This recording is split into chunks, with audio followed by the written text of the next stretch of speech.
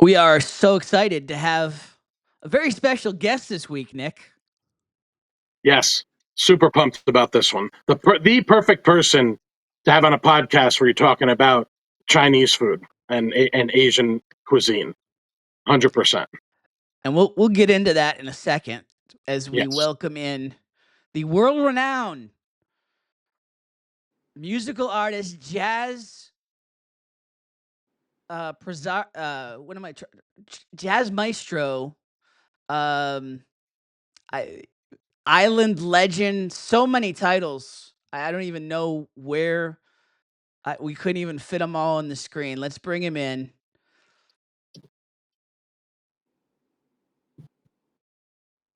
Where'd he go? There he is. There he is. Hey guys. How are you, sir? Good. So, I guess best place to start is what's with you and Chinese food? Where did the passion for Chinese food begin? Well, when I was young, I grew up mostly living in New York City, and I just got really into Chinese food. I would eat Chinese food all the time. My mother used to say, "What are you going to do? Eat Chinese food every day?" And I used to always say, "What do you think Chinese people do?" So I just would eat. I just got really into it, and so did my family to some extent. But I was, pretty. It was pretty much all I wanted to eat, and over time, I kind of expanded my knowledge of it and my palate of it, and then I went and lived in China for a while, in Hangzhou, China, which is maybe like 3 hours or an hour and a half on the high-speed train, west of Shanghai. Wow. And I lived there doing a residency at a jazz club for about 3 months or so, and there I tried a lot of Chinese food that we didn't have in the States, and I realized how diverse the Chinese food was, and that there was a lot of things that we were missing here. And also, I tried a lot of authentic Chinese flavors that weren't really in the United States. I noticed that now in the past, that was 15 years ago. So I noticed that in that past 15 years, a lot of those flavors and dishes have appeared in the United States. So you can find a lot of it now. You can't find all of it, but you can find a lot of it. It's how it always works, right? I mean, palates expand, everybody's looking for the new best thing, so it it crosses the water and then spreads from the big cities down, and we're finally starting to see some of it down here in the low country for sure. Yeah, even locally, it's. I mean, just ethnic food in general in the Low Country has really expanded, but definitely on the Asian side of it, it's there's a lot of growth, and been a lot of good additions. Absolutely. And it's incredible, like, to think of what it was like. I've been coming down here since I was, give or take 10 years old. And I remember back in the day, we might go to that hibachi place that was right outside of Sea Pines, fun thing Yeah. for younger people. And that's, Karama? yeah, something like that. Yeah. So, and that's one of the reasons why I wanted to talk to you, because I know you're coming up off of one of your you just went back up to New York City like last week, right? Right. Yeah. So, with all this experience that you have, specifically with that type of cuisine, and yes, it has changed tremendously. I wanted to first, I'd love to ask you, like, were you at all, or even, was it possible for you to get your Asian fix, or specifically your Chinese food fix, um, before we started to see these e-tangs pop up? And then also, as a second part to that, you know, what is it that, because obviously, you and I have both become very fast fans of this, and friends of ours, and they've kind of grown like wildfire ever since, I went over to the original one in Savannah for the first time. And then we had the one in Hilton Head, and now there's the one in Okatee. So how did that sort of, fill the void, and what specifically about that quenched your thirst for this particular type of cuisine? Well, I got when I was in China. There's certain cuisines I got really into. Of course, I got into dumplings because Shanghai is famous for a lot of that sort of food. But I got really into Szechuan food. I just loved it. And so when I came back, it didn't exist here, at least locally. And there even wasn't a huge Szechuan scene in New York City at the time. There is now. But I really just learned how to cook a lot of it myself. And so if you go back on like my Instagram, like 10 years and everything, you'll see I was constantly cooking that stuff and trying to perfect it and learning how to make chili oil and all sorts of things. And so I just got really into it. And the past couple of years, I've gotten really into trying to perfect dumplings. But I just had to make it myself. And then I heard of Etang in Savannah. Some friends of mine, Jackson Evans and Maggie Evans over in Savannah, who I lived with in China, they told me, "Hey, this place opened and it's legitimate." So I went over there and I met the owner and I talked to him for a while. I told him, "You need to open one of these on Hilton Head. I swear to you." And it's like there's nothing good over there in this kind of cuisine, and you should open one. And it's funny that years later he did open one there, but. So I would go over to Savannah and I would eat there and I would, find all the Szechuan dishes. And then when they opened on Hilton Head, of course, I went the first day that they were open, and I try to go at least once a week, because I think it is, as far as Szechuan food, when they're not trying to make the Americanized sort of stuff, Right. they can really excel. They make some really good dishes. And when I came back from New York just this past time, I went on a real eating bender because I was up there alone. I went up there. I just realized I had a couple days off, and I went last minute. It was And I all went on Asian real. food, wasn't it? I felt Yeah, like I that's saw every day a different spot. all I ate was Asian food, except I had some bad pizza. You know what I call it? I call it TikTok pizza. It's pizza places that are famous on TikTok, but it's not really good. No. Um, and Right. so, And you don't so I went. expect that in New York, right? Because New York's pizza. But like, yeah, you can Well, that's get the thing. crappy You can pizza go in New basically York. any. You can go basically any place, and they have really good pizza in New York.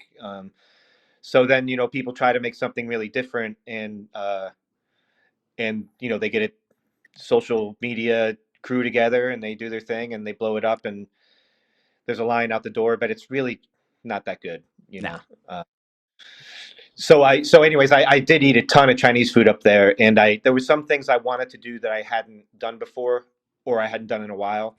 One was rice rolls. I hadn't had rice rolls in a while, so I was obsessed with that while I was there.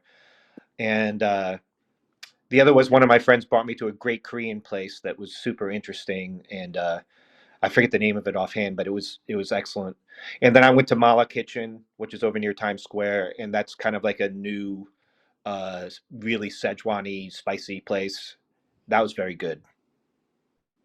You really you introduced me. I think you introduced a lot of the low country to the hot pot spot on Burnt Church as well. A9. I mean, you were one of the early adopters for sure. Yeah, I was like their second customer. Yeah. I was so excited for them. I gotta say Was the that door even open yet technically, or did you just like knock and hey, what do you got? kind of. I will say that they make very good hot pot. They make the best hot pot in the Low Country. There's not better hot pot in Savannah. There's not. Really? It's Have really you been to good. Shoes yet in Savannah? No, where is that? I just had it yesterday. It's on Duren. Shoes Uh-huh. Shoes hot pot Korean barbecue. It's right Okay. as you come off of like 516 where you make the turn onto White Bluff. Okay. Yeah, it was ridiculous. I was there doing like a clothes shop that I haven't done in like 25 years, and I was like famished, and I saw this like I always gravitate towards the new signs. So like if somebody's put the work into a logo and a cool looking sign, I'm like food's got to be okay. So it popped and I went over there. I was like and I hadn't even looked online yet. I was like, "Whoa." The kimchi stew was there were so many things that were just Oh, popped. yeah. Yeah. Yeah. I'm really excited about that place.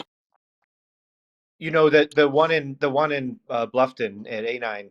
I have to say that I really only get one broth there, so I only get the Szechuan broth. I mean, I've tried others that people get and everything, but I'm just a Szechuan kind of person. I make Yes, and hot for pot those, a lot in the. Szechuan snob. I mean, we used to joke around in China when somebody would order there's a non Szechuan broth that is like white and it kind of looks like milk. And we used to joke around if somebody ordered it, we'd say you're ruining the whole experience, and we'd like kind of give them a hard time if somebody ordered it. But so for I was going to ask for those who aren't familiar with it, Szechuan's obviously it's a certain style that's very spicy, right?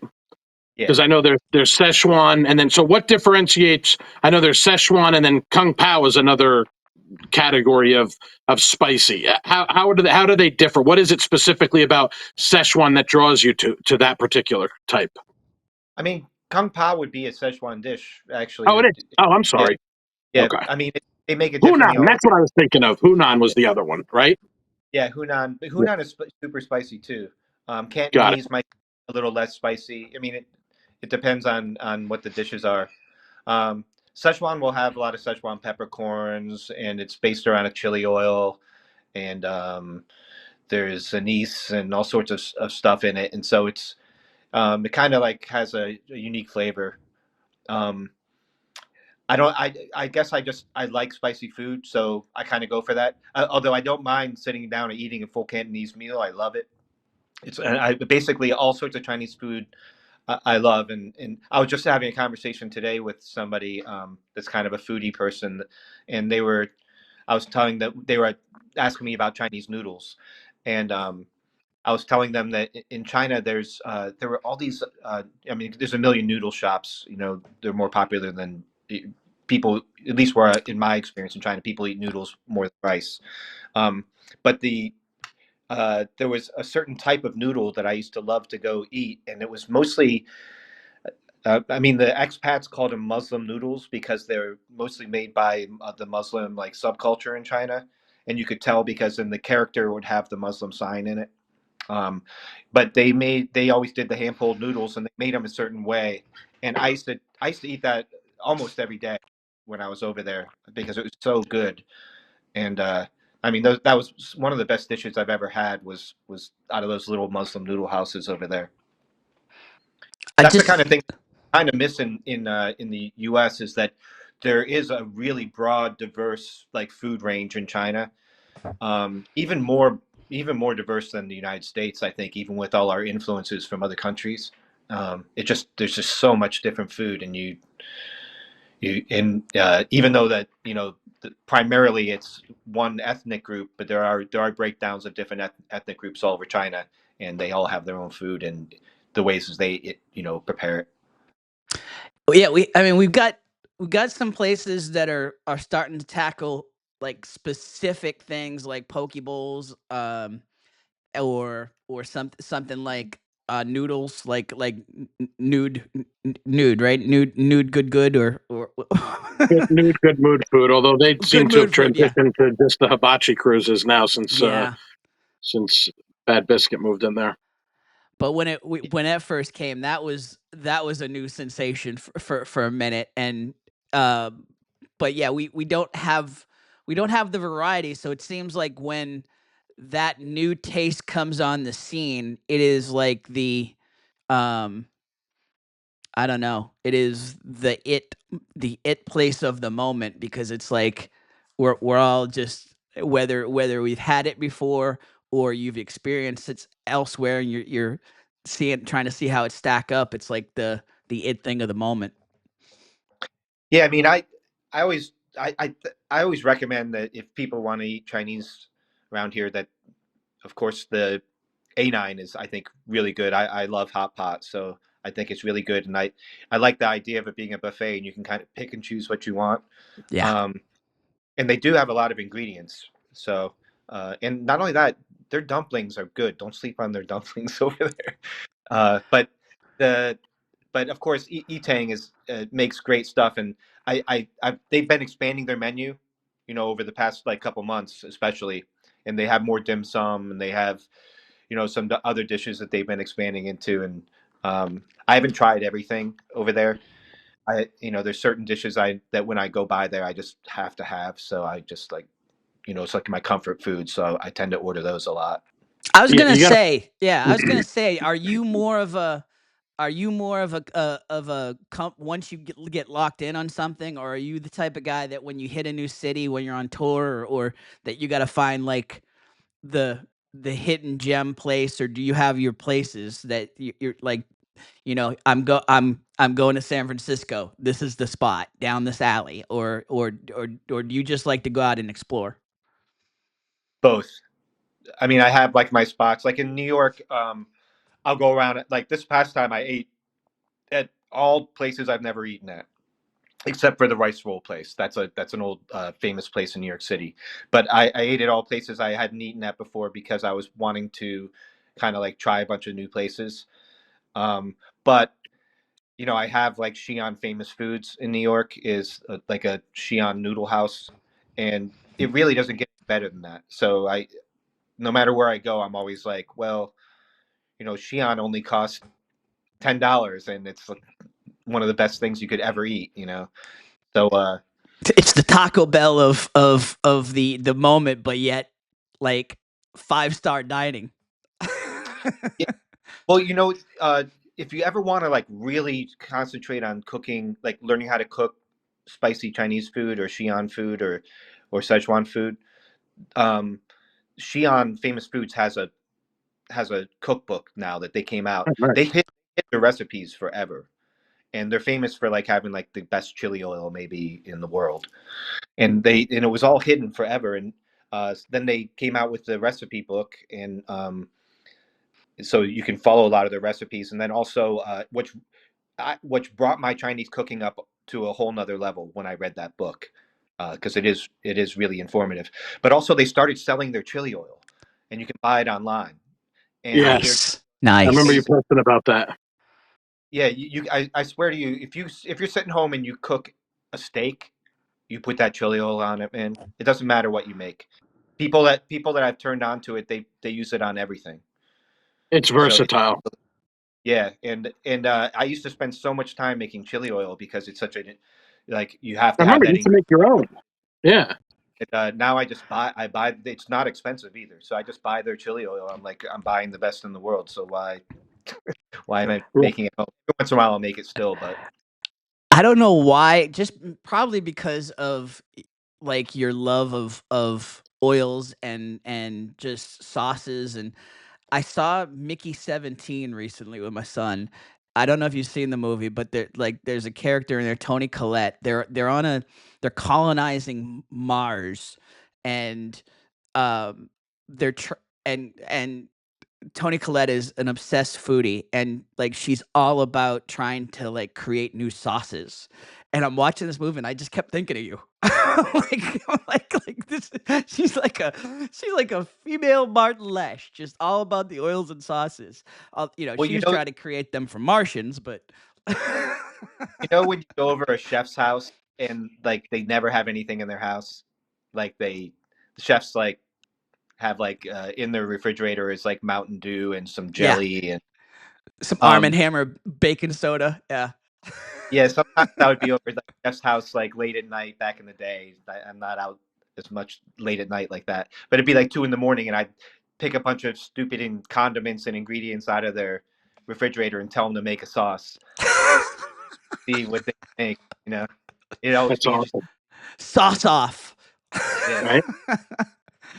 So listen, Martin, I know you got to get going soon. So before you roll out of here, for those people who maybe aren't into the spicier stuff, you mentioned the dumplings. For me, that's really, and I know your friend Matt Stock and a handful of other people, that the dumplings and the dim sum is really what their favorite thing is. For me, going to that original location on Oglethorpe and Savannah, that's the OG, obviously, with that diner style, and you got that older couple behind the bar, hand folding the soup dumplings. And like you Yeah. said, they have really added, they've added a lot of stuff to the menu, but specifically to that category, and that's always what draws me in. what are some of like you mentioned, when you go to certain places, you got to play the hits, so you might not try as much new stuff.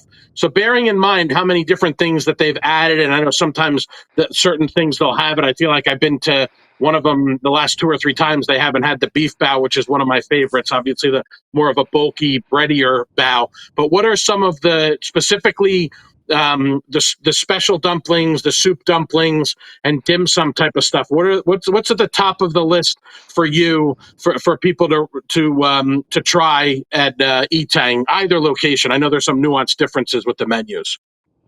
I mean, people love soup dumplings, and but they're not really at the top of my list. I like them a lot and everything, but um, I like a lot of the bao stuff, especially roast pork. You Yes. know, like I think that a place that knows how to make really good roast pork is that's definitely a good sign of a good Chinese restaurant. Um, And how do you like that one prepared? Do you like that? Is that the one? Because I know one of them was like a fluffier, lighter one where it was kind yeah, of they'll like have the baked. bun. Like, Usually it's in sometimes it will be in a bun, but they do like the thicker dumplings there of it too. Um, I I really like their. I mean, if they have it, is their pork and shrimp shumai. They'll do that yes, too. Um, that's really good. Uh, I mean, as far as dumplings go, I just look at the flavors. If it's something that I eat, I usually try it because I mean, dumplings are some of the greatest food you could possibly eat. I spend that's like mainly what I make now when I'm making Chinese food. I make dumplings because I was trying to master how to make the best batter for a dumpling and everything. And actually, I will say this is that the people at Etang, and just like at Relish Cafe, Chef D, when he was over there, now he sold it since, and it's still a very good restaurant, by the way. But he used to show me a lot about how to make the batter and how to fold the dumplings a certain way, and they're very helpful whenever I ask about how to cook something and how to make something. As a matter of that's one fact, of the. at Etang, sometimes they'll give me some of the ingredients and say, Oh, cool. use this pickled vegetable thing to make the one of my favorite dishes there is the green beans, sautéed green beans, not with the Yes, eggplant, regular green beans. And they'll be right. like, yeah, we pickled vegetable thing for it, and they'll give it to me. And yeah, they're really cool over there, and they know that I was a big supporter from day one. So I think I might have to ask them a recipe for that garlic cucumber. I'm addicted to that stuff. I can't get enough of it. I That I tell you really how to make miss. that. Yeah. I can tell you how to make I, that better than that. all right. I'm gonna Because have to. I'm gonna have to hit you up for that. I Nice. definitely, it was sad to see Relish sell because I was a big fan. Most people didn't really know that was like sneaky the best Chinese food on Hilton Head. Did he move out of the area or just decided to kind of just get out of the business? I think he's opening in Savannah. You know, Oh, okay. Was a super chef, and he was from Shanghai. And so, Yes. if you caught him, if you caught him at the right time, he would make, like, at least for me, he'd make a lot of special dishes. Or else he'd be like, "Hey, I made my grandmother's dumplings," and he'd be like, here's some of those. But he was a super nice guy, and he was really he helped me a lot with how to make chili oil. He showed me a lot about how to make chili oil, but Right. he worked like 20 hours a day, Yeah. and they were open like all day, and he was there every day. And I think I'm hoping that the place in Savannah, he gets some time so he can, like, kind of have time for himself. But a family took it over, I believe, and they are Okay. Thai, and so now it has a big Thai flavor to it. But every time I've eaten there, it was fantastic. I've heard really good things about it. And I think they've retained a couple of things from the old menu too. Sorry, Tim. They have like No, no. naan and that. Gotcha. Martin, is it fair to say, in turn, just Asian, um, this ethnic type of food, that it's the best example of food is love in terms of just like like you get an instant flavor of the culture, you get an instant sense of the culture by eating the food when you're in a new place. That might be so. I don't know. You could say that with Italian food too, I because right? Yeah, yeah. Italian family. One of the reasons I love to cook, like if I have a day off, I will spend sometimes, a lot of times, my most relaxing thing I can do is spend the whole day cooking. And so and it's kind of like I whenever I cook, I always give some to friends. You know, like I'll call up some friends and say, "Hey, man, I made hot pot. I left you a bowl. You know, you can come and get it." And so I don't know. It's kind of like I have two love languages with my wife. One is cooking, and then the other is sending her stupid TikTok videos. So, but those are really like my love. I love cooking, and it's relaxing to me, and it gets me away from, sitting at the piano all day, or going and having drinks or whatever. I can just sit at home and cook and just enjoy myself. All right, you led me into, because just a couple real quick questions. You led me into one. You made a comment just about the TikTok pizza earlier. How uh how much have you used social media in terms of expanding your cooking horizons? I mean, I guess a good deal. Like if I see somebody doing something a certain way, I might experiment with it. Uh, Usually, the tried and true methods are still pretty sound, and that's what I'm getting at with pizza. Uh, but it definitely sometimes I'll go try a place. Like I'll try a place if I see something a lot of social media on it. I just did that with Mama's Two in New York, and I had been to Mama's Two for that's a pizza place. I'd Yep. been there to the original one when they opened that, and I was like, this is pretty good. And then it totally blew up and became this like huge thing. And so I went back to it, and I was like, man, it's all right, it's good, but it's not. I mean, you could go to basically any pizza shop, and it's going to be really good in New York. I don't I don't know if it's worth waiting in line for Mama's too, but So the rabbit hole you is guys should keep your eyes out though. There is a new pizza place that's going to come up on Hilton Head I expect is going to be very good because the person has been obsessed with pizza their whole life, and they've been cooking pizza their whole life, and I think they're going to have a fresh take on it that will be really kind of high end. Can you drop a Not name, or expensive, is it too not soon? high end, just high end as far as quality. Can you drop a name, or is it too soon? Are they still in an exploratory? Too soon? No, I mean it's coming, but it's too. I can't. I have no. I can't I drop. can't wait. Because It's listen, it's not the one that they were talking about. Hilton Head's only New York red sauce joint, because it sounds like that Lobster Bar is transitioning, or at least that's something that's going to feature. I saw something on social media. I can't yeah, remember what it was called, but it said Hilton Head's only New York red sauce joint. That's not what you're talking about. This is specifically a pizza concept, right? Got it. It's a pizza concept, yeah, and it's just Okay. somebody that I know is obsessed with pizza and is a real foodie, and I expect that they're gonna do it really right and make something really interesting and good. can't Have to keep wait. an eye open for that.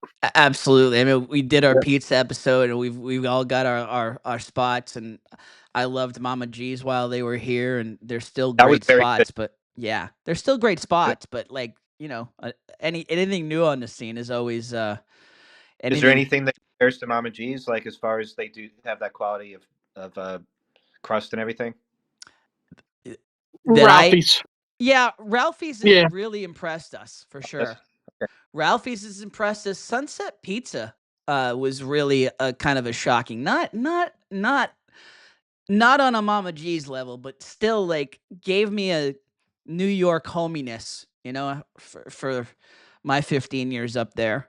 Um, I I'm thought trying Mama not G's to be too much of a was pizza good out of New snob, York. What'd you say? Yeah, I thought Mama G's was as good as most good pizza places in New York. It was really good. It's Yeah, a shame. La Pizzeria across the street is really good too, or was. I haven't been there in a minute, but it like when they first opened it, they're New Yorkers, and that was fantastic. But yeah, Mama G's was about as because they just put so much into every detail, Yeah, I mean, to a dough was fault, as it turns out. but but but yeah, that was amazing. Um, in ter- One more question for me.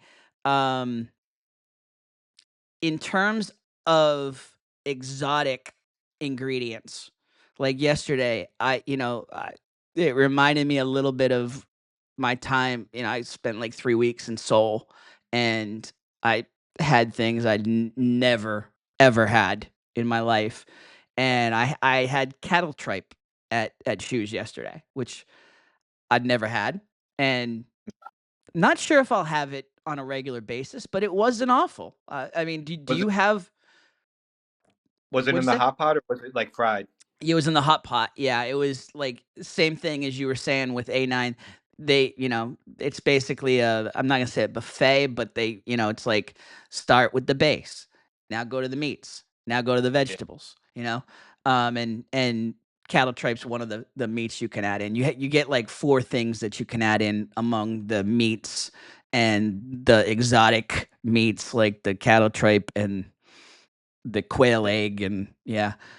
They Um, make they make a really good tripe like that where it's kind of fried and it's really spicy. It's with hot peppers all over it. It's good. Uh, where's that? at Etang. E-Tang, At least okay. I don't know if they do it here, but they did it. They did used to do it at the one in Savannah. Do you have any real exotic things that you like to challenge yourself from time to time?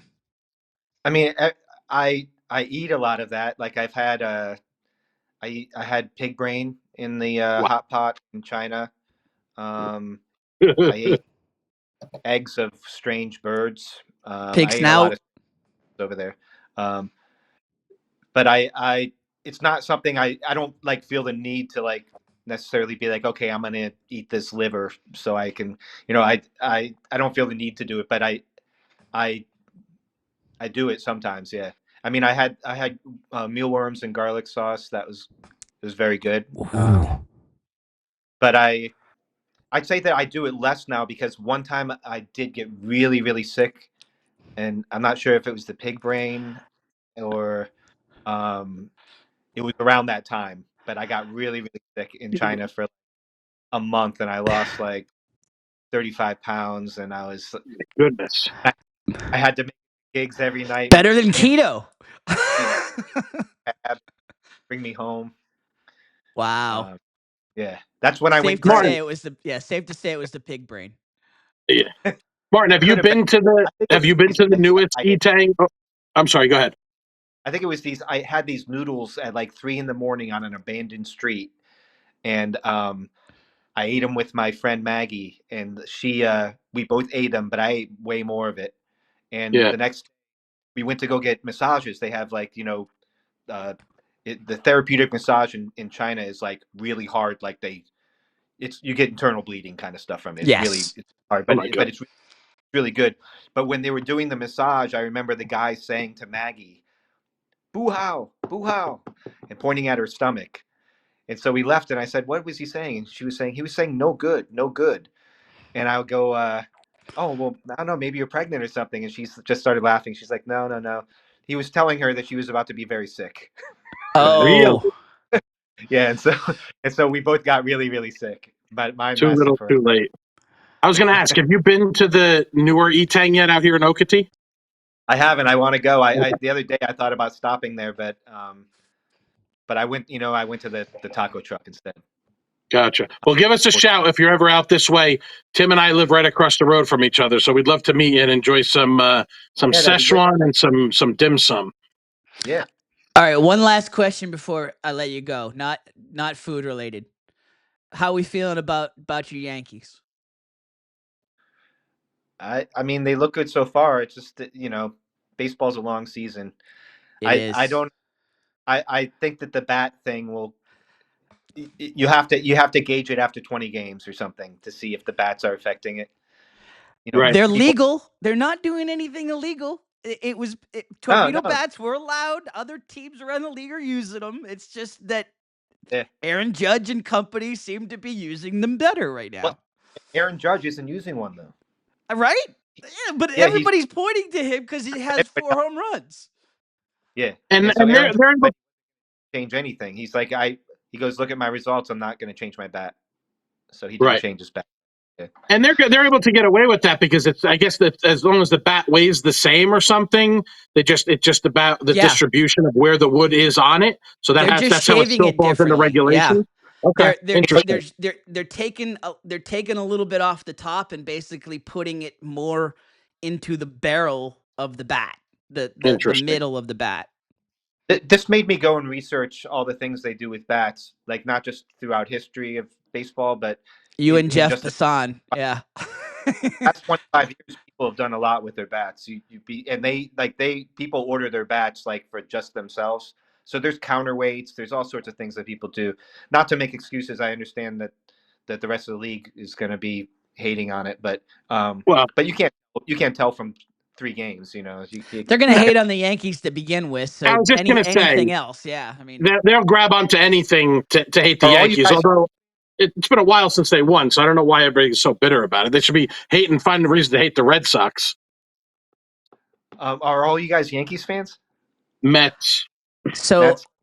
I'm long suffering. Still love I'm Juan born a Soto. I'm Red thankful Sox for Juan fan. Soto. I'm born a Red Sox fan, but I worked for the Yankees from '96 to '98, so like it's kind of hard to not. And so I'm a Yankees fan when they're not playing the Red Sox. And the Well, you guys perfect get way out to close. DraftKings and we can gamble against each other. Nice. Okay. All right. And I can tie it all together, Tim, just like one of our favorites, George Costanza. Martin likes his Kung Pao spicy, right? Okay. Thanks for It's a having me, perfect guys. way. Well done. Close on that. Martin Lesch at Lesch Band on the gram. Huge thank you for joining us here on the Indulgent Islander Podcast. Really Thank you. appreciate it. I'll talk to you guys soon. You All right, got have a it. great day, man. Thanks, man.